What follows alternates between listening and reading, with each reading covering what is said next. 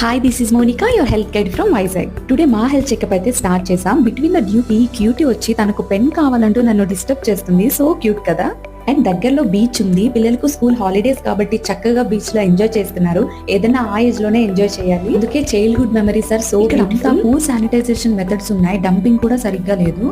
Environmental sanitization అనేది చాలా important. అంటే మన ఇల్లు అలాగే మన పరిసరాలను మనం చాలా శుభ్రంగా ఉంచుకోవడం వల్ల ముఖ్యంగా వెక్టార్ బోన్ డిసీజెస్ అంటే మలేరియా, డెంగ్యూ, చికెన్ గున్యా, ఇంకా వాటర్ బోన్ డిసీజెస్ అంటే టైఫాయిడ్, కలారా మరియు చర్మ సంబంధిత వ్యాధులు మొదలైనవి వస్తాయి. ముఖ్యంగా పిల్లల్లో డయేరియల్ డిసీజెస్ స్ప్రెడ్ అవుతాయి.